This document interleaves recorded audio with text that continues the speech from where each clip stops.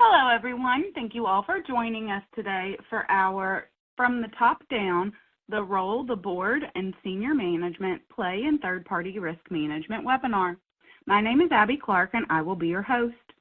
On your screen, you should see multiple widgets that you can use, including Ask Question, Media Player, Slides, Related Content, Speaker Bio, Request Demo, and Help.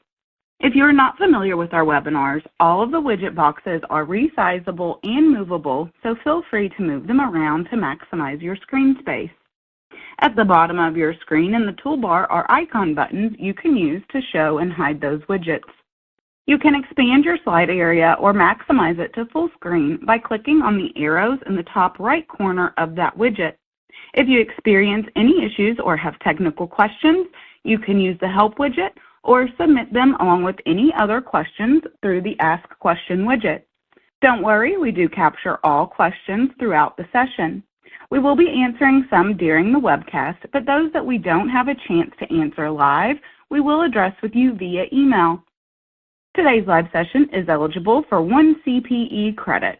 If you wish to receive this credit, please remember to answer all of the polling questions that will appear on your screen during today's presentation. You will also be sent a follow-up survey link 24 hours after the live session that will need to be completed as well in order to receive the CPE credit.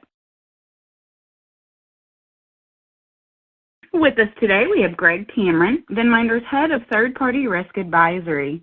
He will discuss how setting the tone from the top boosts internal compliance and the effectiveness of the third-party risk management processes, and how to provide the board and senior management with meaningful reports that can aid decision-making and drive action. You'll also see a link to a copy of today's slide deck, a link to our website, a link to our samples library, links to our How to Get Organizational Buy-in and Commitment for Third-Party Risk Management ebook, our How to Report Vendor Risk Management Activity to the Board Toolkit, our Who is Responsible for Third-Party Risk Management Toolkit, as well as a link to our library of additional resources, all within the Related Content widget. So with that being said, I would like to hand it over to Greg. Greg, the floor is yours. All right, well, welcome everyone.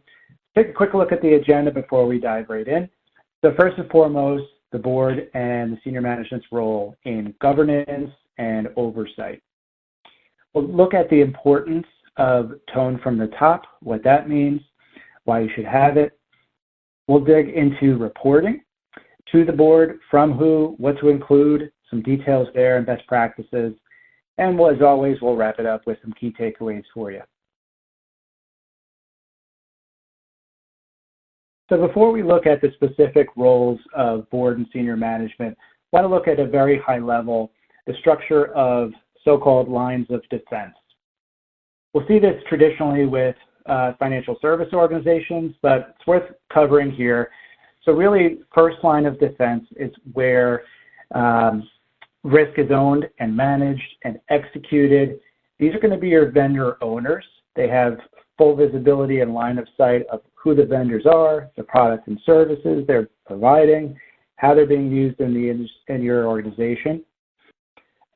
Second line of defense is going to be challenging the first line. Are we doing the right things there? They're going to be more involved with looking at compliance against policy, completion of tasks. This could be a risk management office. This could be a risk committee. Typically, again, second line is going to be responsible for ensuring first line is doing the right things and they're on time.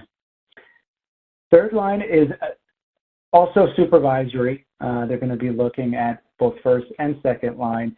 Great example traditionally is internal audit. They're formally scrutinizing and reporting against what the first line and those responsible for executing this control program of third-party risk management are doing and how well they're doing it.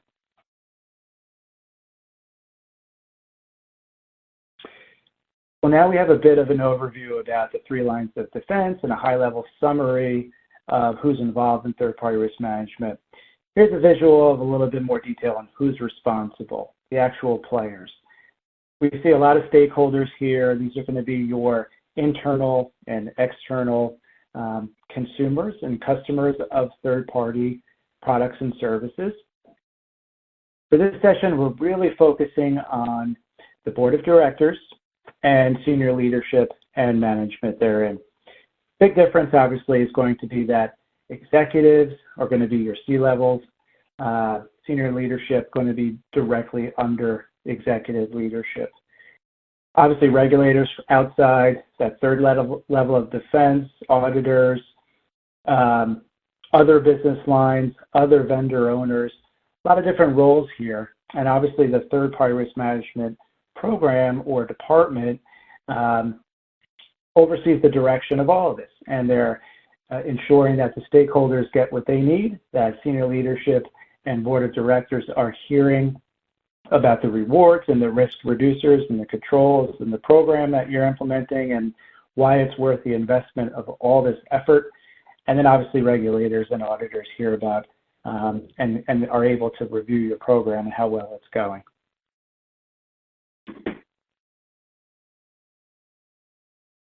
So let's take a moment to understand the idea of corporate governance. Really a key component of any successful third-party risk management program, or any internal control program for that matter.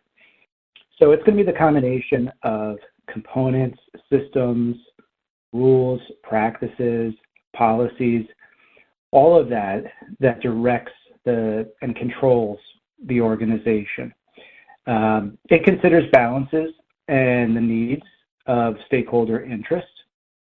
Now, in most organizations, there's going to be a board of directors who's responsible for influencing these policies and practices and direction, methodologies. It's going to be senior management and beyond that are primarily responsible for executing on corporate governance. And of course, what's not seen here is audit, who's going to be the referee across these. Okay, so now we have to understand what tone from the top means and how both the board and senior leadership is responsible for setting it. Tone from the top, it is an official term. It's not just business jargon.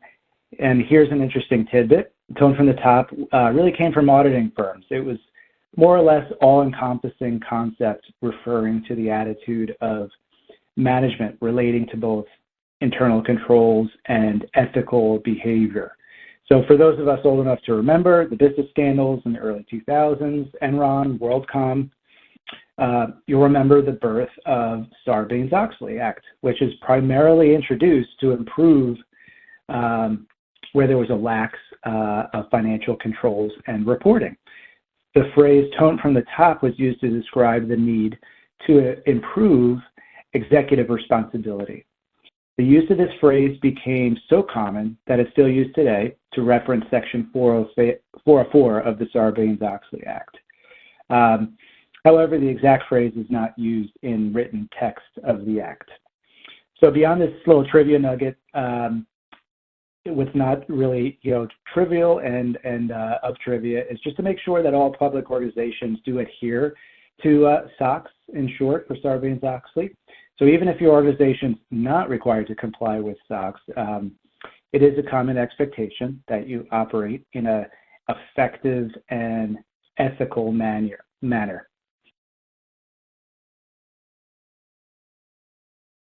So a little great side-by-side here of board of directors and senior management.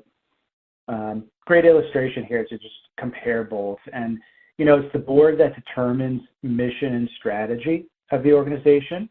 And on the right-hand side, it's senior leadership that develops the strategy in order to execute that and plan and fulfill it. They have to lead the organization in this execution of the strategic objectives met by the board, or set by the board, rather. So they must plan, manage resources, ensure that policies are enforced and they're governed and you're compliant to them, and they set the tone of the organization's culture. So as we apply this tone from the top approach to a board perspective, we can see it a little bit more operationally and tactically what they're actually responsible for. That might be reviewing and approving your policy, approving or delegating to committees, approving of contracts with third parties, that especially with critical activities, also voting in or approving critical third parties. They need to be aware of who they are. If there's any performance against them, they're going to be involved with reporting or reviewing the reports of health and effectiveness of the overall program, where you are in terms of compliance against the policy and the schedule you've set forth, confirming that management takes appropriate actions to remedy and resolve any deterioration to performance or other material issues that you have with your third parties. So you can see they're very involved from a board perspective, and this is how they apply that tone of support from the top. All right, well, similarly, senior management, how they set the tone from the top. Here's what they're responsible for.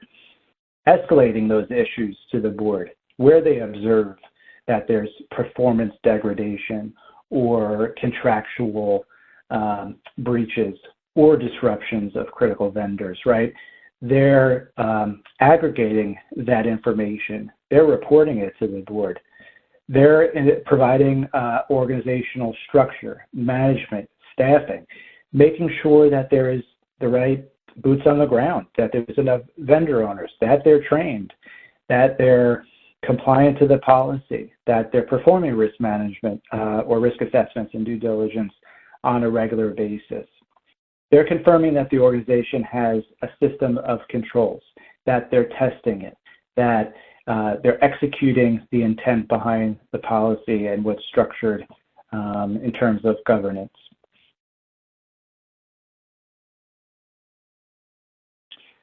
So let's summarize some concepts here before we move on to the next segment.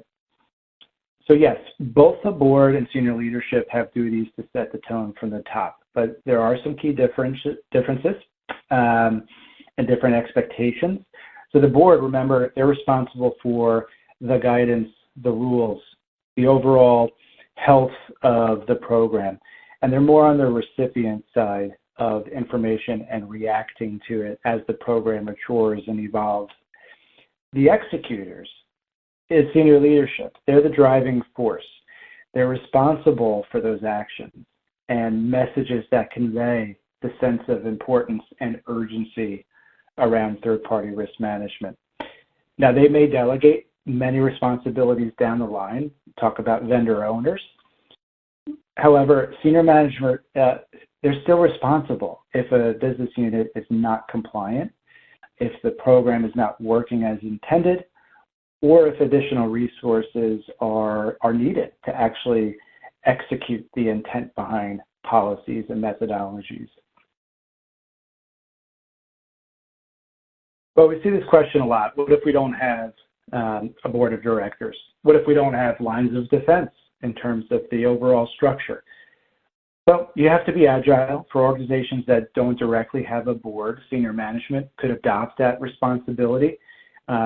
There can be some, overlap and merger of those responsibilities that we talked about earlier.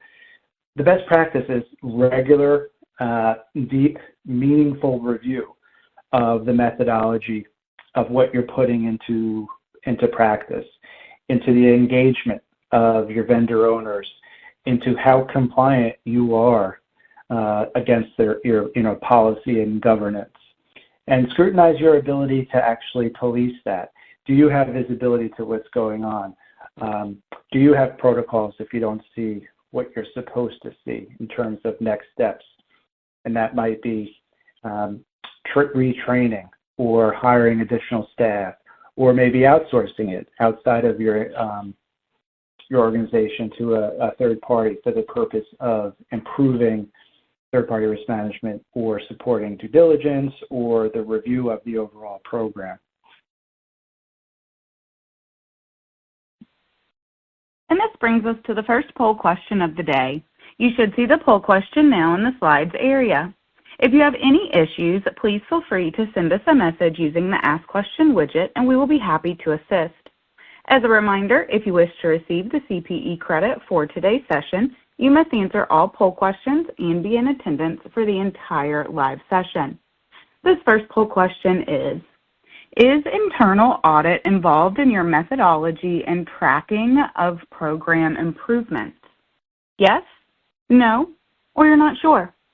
And Greg, it looks like right now we have some time to answer one of the questions that have come in so far from the audience. Okay. And that question, awesome. And that question is, who should present third-party risk management information to the board? Well, presenting to the board, that's commonly limited to the C-suite. So in that case, it would be the job of the head of third-party risk management, for example, to inform the right member there of what's being presented and to ensure that they're intimate with the changes from the last report and where to focus attention to. But sometimes there's a risk committee who aggregates reporting from various programs like cyber and business continuity and then your third-party risk management program. So they may be presenting on behalf of TPRM. Ultimately, the information has to be clear and accurate and understood by both presenter on your behalf and its eventual audience. Hopefully that's helpful. Thanks. Thanks, everyone, for answering that poll question. Here are those results. And by the way, you may have noticed reactions such as a thumbs up or a heart coming across the screen. If you find this feature distracting, you can turn it off by clicking the 4 arrows in the top right-hand corner of the Slides widget, which will expand the slides to full screen and no longer show the reactions.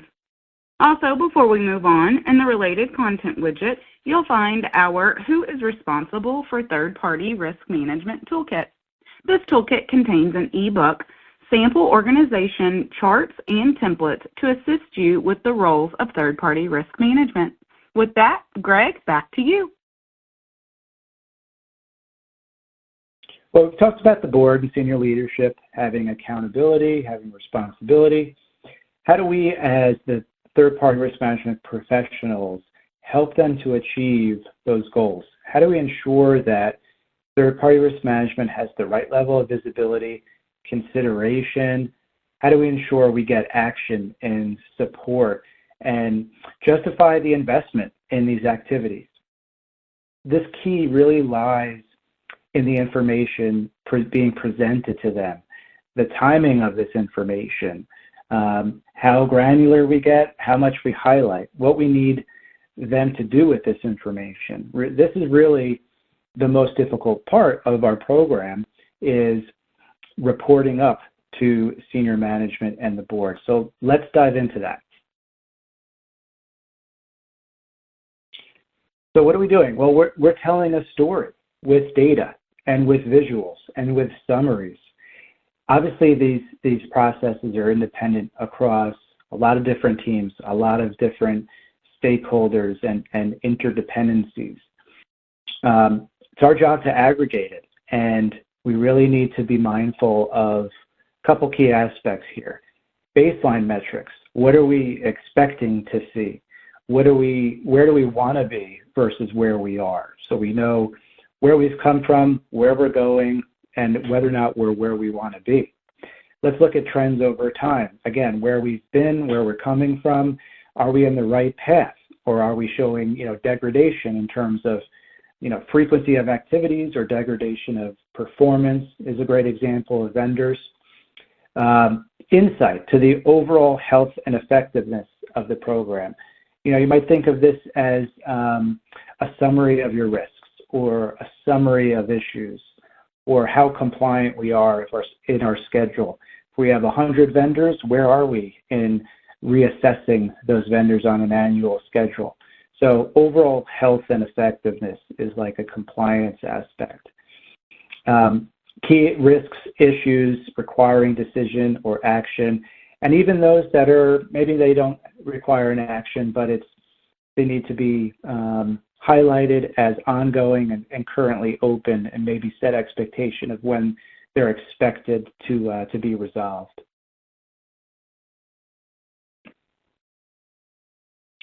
It's really, it's too easy to tell the story incorrectly, just with a laundry list of information. We want to engage the reader, so we want to tell a story. We want visuals. We want highlights where we want the eye of the reader to focus in on. We could very easily say that there's 100 vendors and there's 10 new in the annual cycle with a certain amount of critical.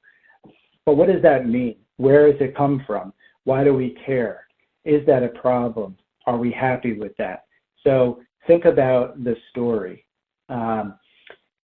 It's not just an inventory. It's not just the schedule and how compliant we are. It is, why do we care? And what is actually being told for the message? Well, the next few slides, we put together some examples of indicators of your program, how it's operating. If you haven't considered these are great to think about. Not all of these need to be reported on a regular basis. Some of these are annual, some of these are semi-annual, some of these are as needed. Keep that in mind. But in terms of governance and oversight, we're thinking about, is everything effective? So we can look at the number of critical or high-risk vendors, the number of process exceptions, the number of escalations necessary to drive action. Compliance, the percentage of critical and high-risk vendor engagements, the percentage of first-line deliverables, the number of issues that have remediation plans, and the percentage of vendor owners that have completed training. And next we can look at portfolio risk of your total vendors and of all of their products and services. Where do the risks sit? So percentage of critical vendors, inherent versus residual risk for critical and high-risk vendors. Where is the single points of failure, unique products and services that are not easily replaced. Looking at combined metrics that look at compliance and governance and capacity. To that end, for capacity, we're looking at volume. How much can your existing resources handle? So the number of vendors that have been onboarded versus the previous period. How long does it take for your internal subject matter experts to perform reviews? Monitoring, what does that look like? How long does it take? How many are in a monitoring phase? Are we oversubscribed? Are we burdened and it's just too much effort? So this is really a cost-benefit review here of the actions internally in terms of capacity and how you're supporting the program. Well, it might go without saying, but the information that we're compiling and providing up to senior management and the board obviously has to be accurate and timely. Get multiple sets of eyes on the information that you're providing. Make sure that it's on topic, it is accurate, it is validated with whatever control mechanism that you can ensure its accuracy. Timeliness, not all reports are scheduled, so make sure that the information you're providing is in line with when you're delivering it. Make sure it's the information that is the most up-to-date or speaking to the right audience in terms of time. We don't want out-of-date 6-month legacy information when there's a more recent refresh of whatever dashboard you might be presenting. So accuracy and timeliness as a best practice. So the next set of best practices are going to be how easily it's digestible. How can your reader consume, understand, take away the information that's being presented? So is there an action coming out of it? Is there an aha moment or something that they need to be aware of, and they truly get that message. Use the point in time as a comparison that often allows things to be understood. When you're comparing, here's where we were and here's where we are now. Now, accessibility doesn't necessarily mean that it's there at the moment, but ensuring that your reader knows where it came from, who they can get in touch with for additional information. And it doesn't always have to be up front. This could be appended. There can be links, obviously, to this information, or accessible some other way, but they should be able to scrutinize the information offline if they want. First and foremost, make what you're presenting digestible and any additional information accessible. Our second poll question of the day is, do you have a reporting solution that is agile and meets the demands of your reporting needs? Yes, no, or not sure? And Greg, I have another question here that I think we can go ahead and answer. Sure thing, go ahead. Great. This question is, our senior management does all the reporting to the board. Is it okay, and should we ask to review it? Well, yes, it's okay, and they're absolutely going to be reliant on your information. So it's best to first discuss the level of detail they prefer, the time they have allocated, that's going to vary, the style of information, visually.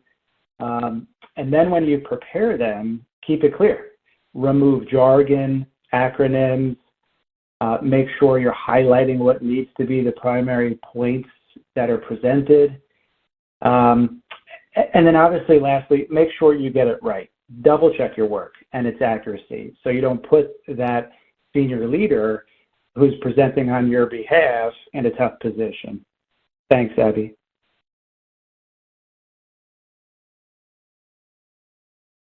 Thanks, Greg. We do have about 30 seconds left on this open poll, so be sure to submit your answers. If you do have any issues with submitting your answers to this poll question, please send us a message using the Ask Question widget, and we will be happy to assist. With that, that leaves us just under 20 seconds on this poll.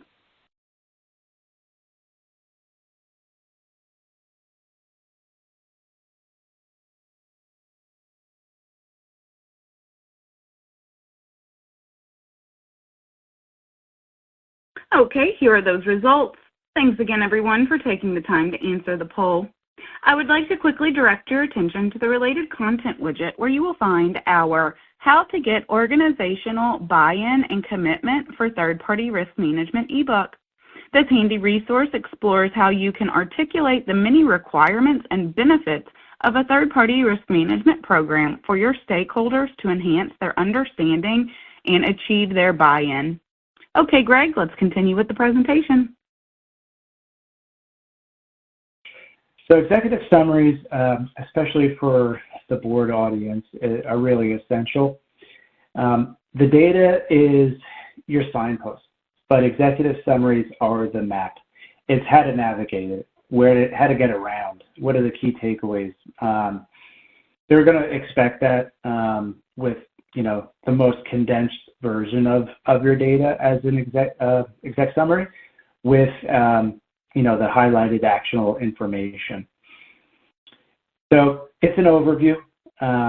Summarize the key points, where they should be looking at, again, issues or decisions or actions that need to be taken. Really distill the data points down to the most essential aspects.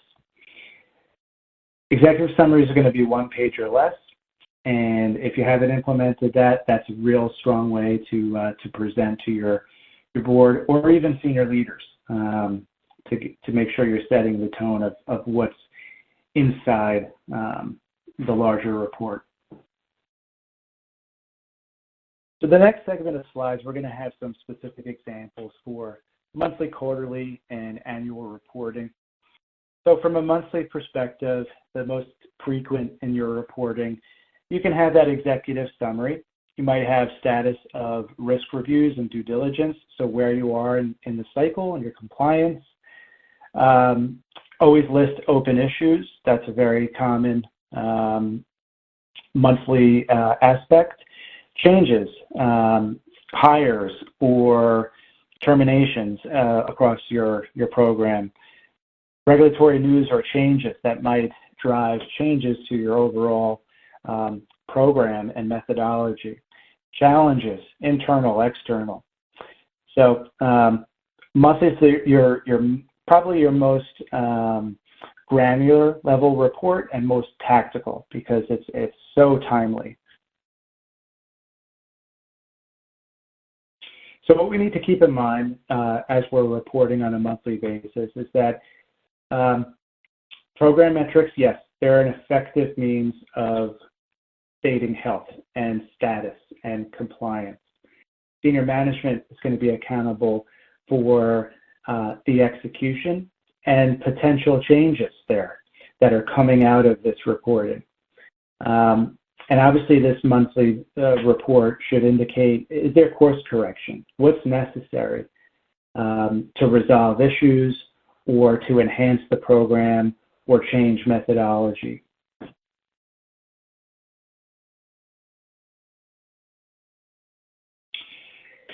So as we move to quarterly, we can see some changes here. This is where we can start to get into contract negotiations, where we might have omitted that on a monthly basis. We can summarize that on a quarterly basis.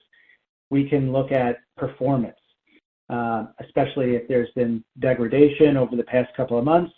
By reporting this on a quarterly basis, we're going to have included the trends, right, and the backlog of those performance. So it's not just a monthly blip, it's actually showing over a period of time. So that's interesting to bring into a quarterly reporting basis.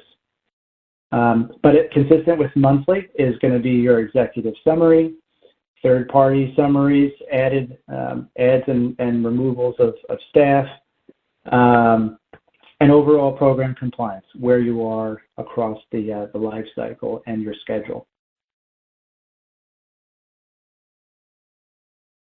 We know not everyone does quarterly reporting, but here's some things to keep in mind.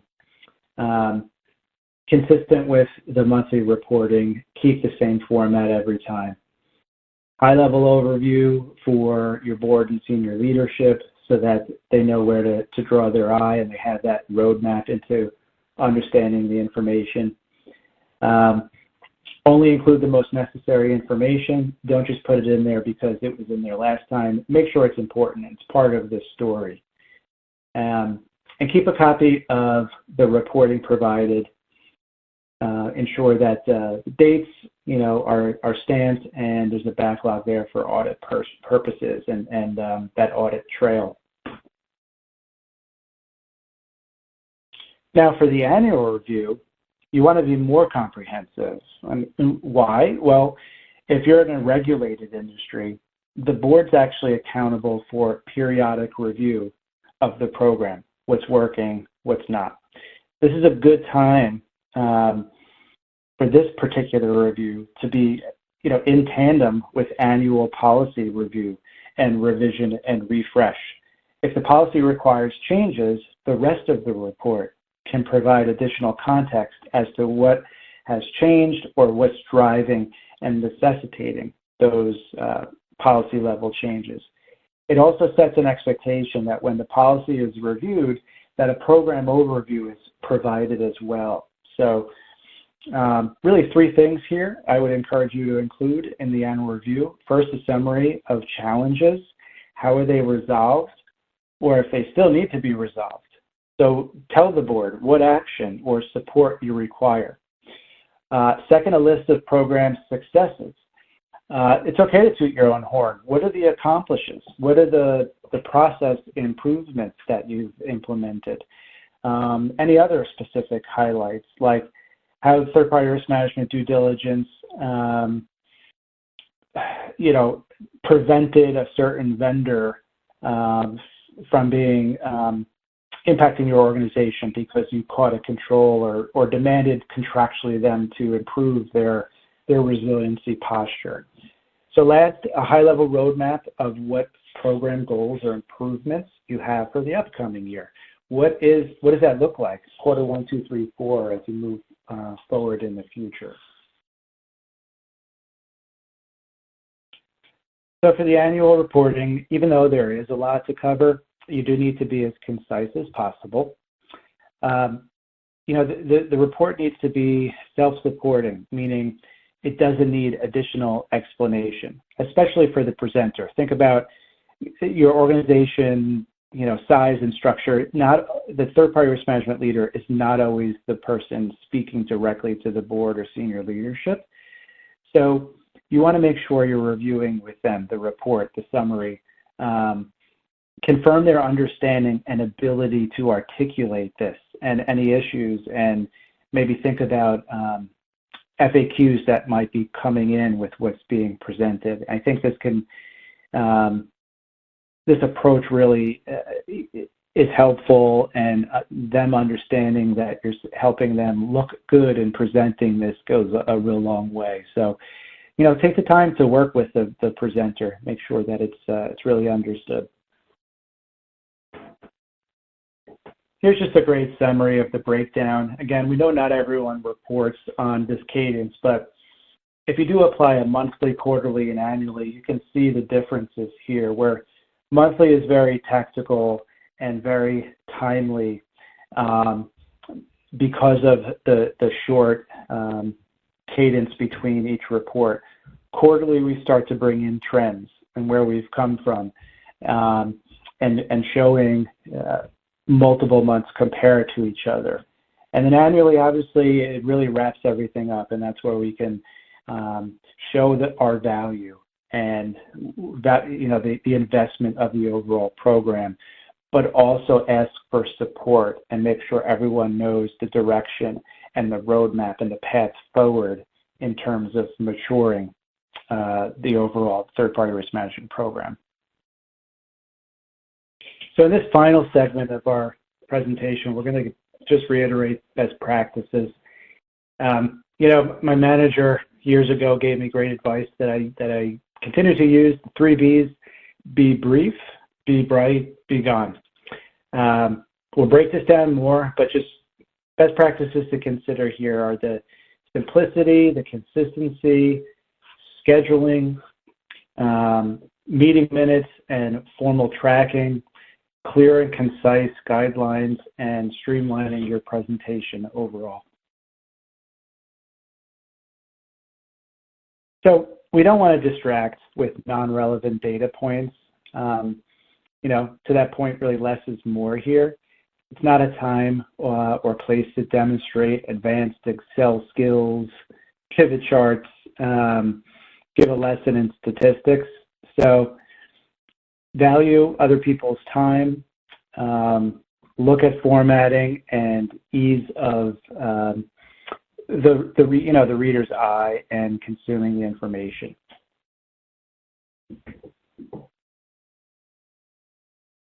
Well, we want to highlight some of the issues that can be communicated. These may stem from external factors, vendors directly, or internal issues. So obviously you can see degradation of controls of the vendor, degradation of performance and, against contractual obligations.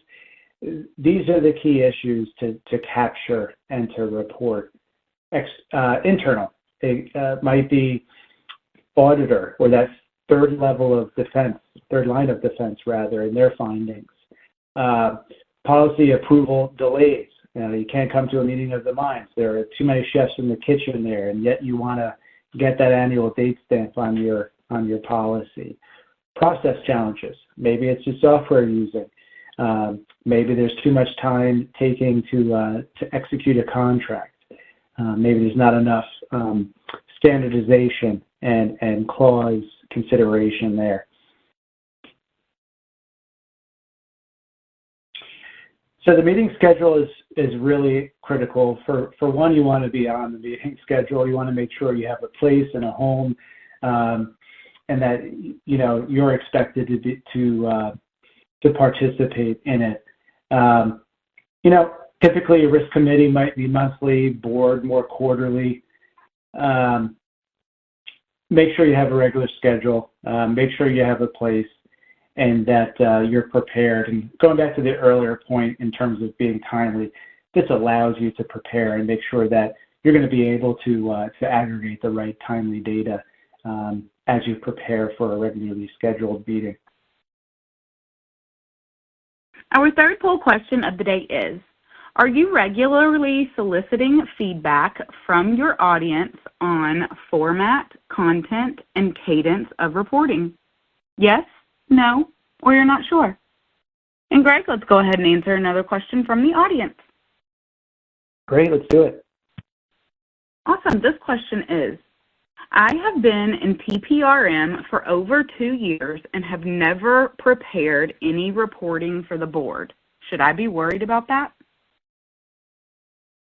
No, not to worry at face value of this question, but there's a lot of variables at play here. Like, has anyone presented TPRM previously? Or does your role even require it? So what I would recommend any TPRM program do is ensure that at all times throughout the year, you can evidence your overall third-party risk management efforts are active and ongoing, that they're compliant to its policy, and that you're aware of key risks and issues. So whether or not you report this or it has been reported, it's always going to vary by organization, right? But everyone can prepare for that eventual reporting in the same high-level basic manner to always be ready to go if and when asked for that information. Hopefully that's helpful. Thanks, Abby. Great. Thanks, Greg. We have just about 15 seconds left on this open poll, so please be sure to get those answers submitted.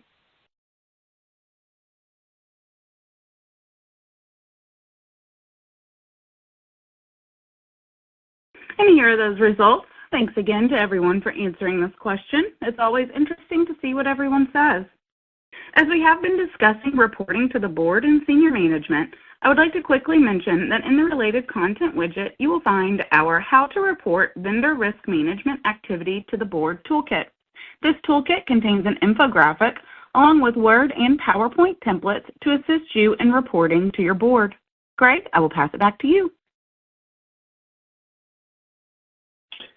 So, at the end of the day, these reports become articles of evidence for internal audits, external examination.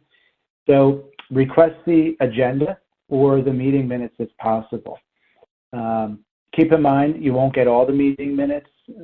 Make sure you get the portion pertaining to third-party risk management, and you have the mechanism and ability to preserve that for future reference. Keep a copy, whether that's email or an archived folder, et cetera. And be prepared to leverage that in the future, especially for decisions like it comes down to issues or terminating for a clause like non-performing vendors. Those types of topics discussed might need to be utilized in the future. Well, we mentioned the clear guidelines, and it's really guidelines from a reporting perspective that can be included in your governance materials. Yes, your policy, the underlying standard or program, right down to procedures. Make sure your stakeholders know what's being included in those reports. Make sure those that are aggregating the information are trained and aware of the scheduling. Have everything laid out so that there's no delay, so that you are accurate and you are timely, and you're able to deliver on these monthly, quarterly, and annual reports as needed. All right. Well, whether it's monthly, quarterly, or annual, there's always the tendency to maybe include too much information. Always look for opportunities to streamline. Make sure that it's on target in terms of the message. Don't waste time with information that was not requested or is not relevant to the intention behind your overall message and, the conversation that is about to take place. This really especially applies to the board and to those maybe annual reporting opportunities. Make sure you're highlighting information that they need to make decisions or provide additional support, or where those strategic escalations are. And then obviously always justify the investment in your program. So highlight wins, highlight real critical risk reducers or avoidances of disruption and impact of your third parties. Well, as we get close to concluding our slides for today, I want to remind ourselves that all the great lessons learned for senior management and the board also apply effectively to our other stakeholders, our audit stakeholders, our second line of defense, our vendor owners, and other boots on the ground, our subject matter experts supporting due diligence. Keep these sound practices in mind when you're communicating about your program, the direction, or the challenges that you're facing. So one, provide only the data points that are relevant. Be timely, be accurate, be on target for the audience. Use data points to show trends over time. Where are we coming from? Where are we going? Where are we in terms of this timeline? And are we happy with where we are currently?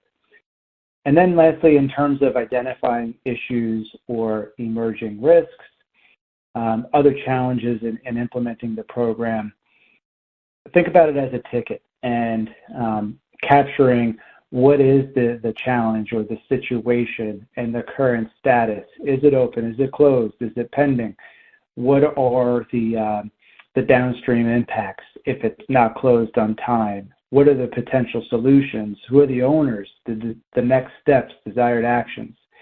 Great way to think about third-party risk management issues is just like any other simple ticketing type of strategy, whether that's an IT ticket or a cyber incident or any general issues management challenge.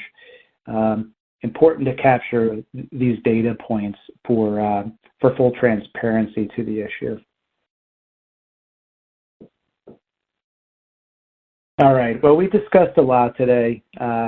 This is really it in a nutshell, some key takeaways as we like to do in all of our webinars here with VenMinder. So we do encourage you to keep reporting simple, keep it regular, keep it scheduled. Know when it's coming. Make sure you're on that schedule. Be mindful of your stakeholders' objectives, goals, responsibilities as it relates to reporting. Why does it matter to them? And do they have any actions or decisions to make? Use executive summaries.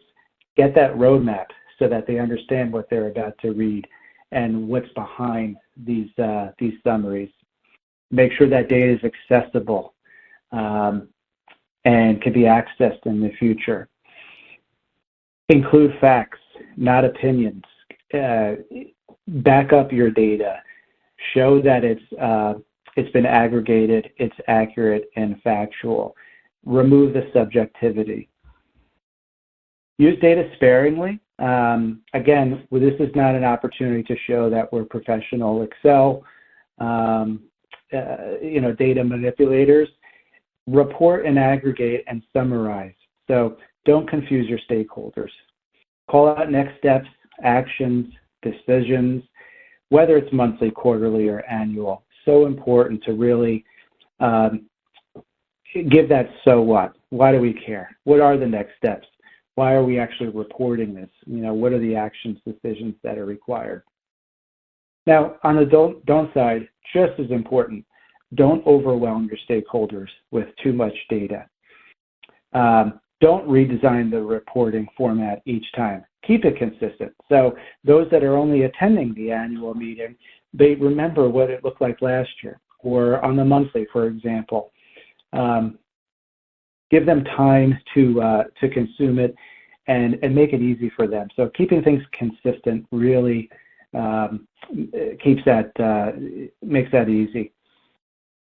Expect that everything will be scrutinized. Go back to the accuracy comment and having plenty of eyes on the data and making sure that it's been validated and it's pulled from the right repositories or databases. Call out individual or lines of business in your reporting without discussing the report with them first is really a no-no. Don't throw anyone under the bus. Give them an opportunity offline to justify where they are and to show that they have commitment to improving. A report is not the best place to make note of this and state this for the first time.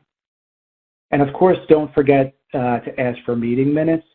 Keep that audit log and the historical reference, because you never know in the future when you might need it.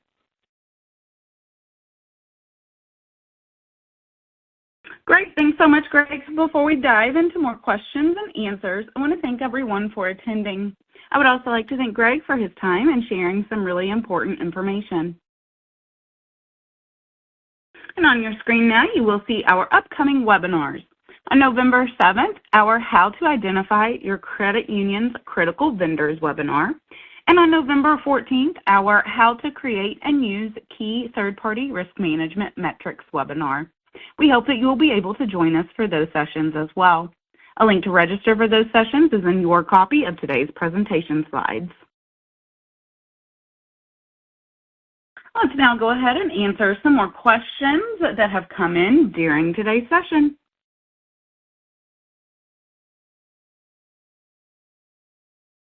Okay, Greg, the next question I have here is, does the board have to approve critical vendor contracts? Sure. Well, yes, there is regulation around this, actually. So know your industry, know the requirements there. But even for non-regulated listeners today, I do recommend there be a more formal collaborative process to confirm or vote them in as critical.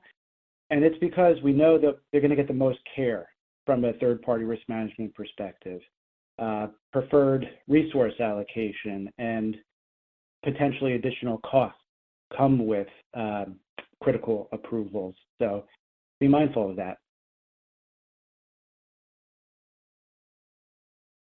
Great. Next question here.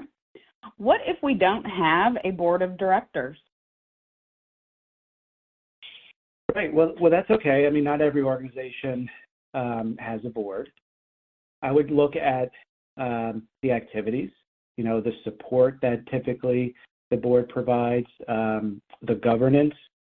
So it's imperative that any of those processes and tasks that are typically reserved for the board are now observed by other roles in your program, making sure they're covered.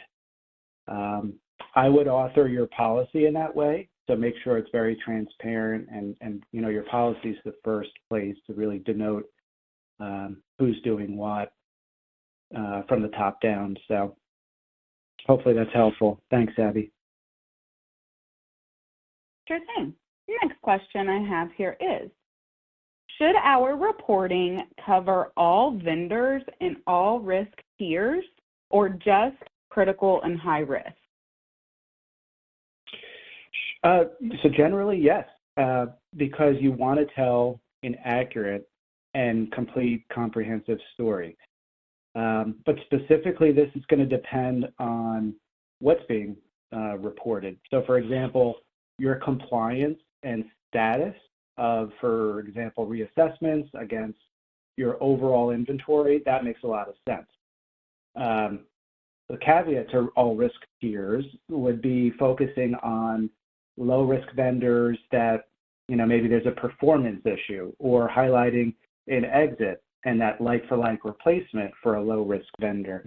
Not much value contributing and including that. So just be thoughtful in where the lower moderate risk products and services are being included in your reporting. Great. Thanks, Greg.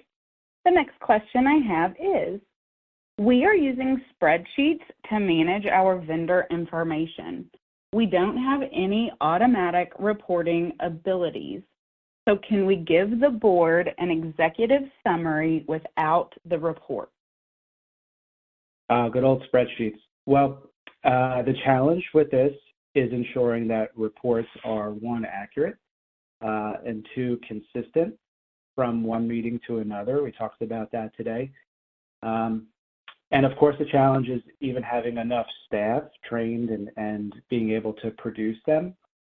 So they're not impossible, but in order to develop summaries across spreadsheets, of course, there is a human element there. So there's risk. It's not automated, and it's more processed by your staff. You could look across your organization for existing technology that can support your needs. You really never know what could exist. Maybe it's an audit, or maybe other risk groups have a register or some sort of database that could allow you to produce what you need for those executive summaries. So hopefully that's helpful. Wonderful, thank you. The next question is there a resource for all possible TPRM program metrics with formulas? Well, every organization has to determine, what they care about, what stories they want to tell, where they are in their own maturity overall, where they are in their, life cycle or annual state of the program. As mentioned, at the highest level of reporting, it's really either a status of activities, so, what's done, what's outstanding, or results of things like risk assessment and due diligence. I would say beyond the examples given today in these slides, you can also check out our resource library on the Venminder website.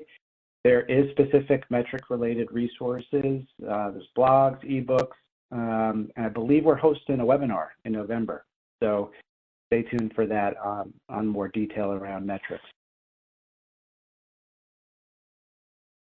Perfect. Thanks, Greg. I think we have time for just one more question, and that question is, how would you structure a metric that measures program or process efficiency? Process efficiency, sure. Well, I would apply that question to the entire life cycle. So risk assessments, due diligence, contracting, and so on. And generally, efficiency is seen through lenses of time it takes, their cost, quality of output, level of effort, and combinations of all of these, right? So, an example would, you may look at the average time it takes for your internal processes to execute a contract, or how many back and forth, how many touch points there are for a typical due diligence effort. So you can start to think about the life cycle against those lenses to try to identify those process efficiency metrics and really identify how efficient things are going. Okay, thanks, Abby.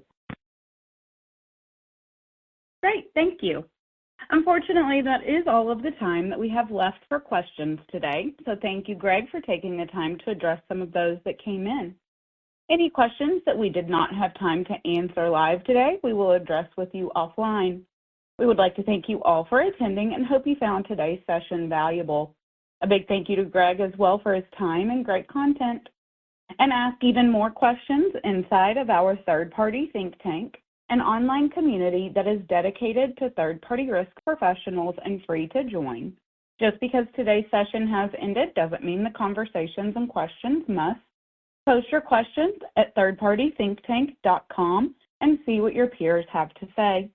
In the community, you will find thousands of free educational resources, including resources that cover third-party risk management roles, responsibilities, and expectations to assist you. If you would like to become a member of the third-party think tank, you can register on the site or shoot us an email and we will get you registered and send you a link to set your password. We did record today's session, and that recording link will be provided to you in a follow-up email that you will receive tomorrow afternoon. Also in that follow-up email will be the survey link for you to request your CPE credit. On behalf of VinMinder, it has been a pleasure. We thank you and have a great rest of your day. Bye-bye.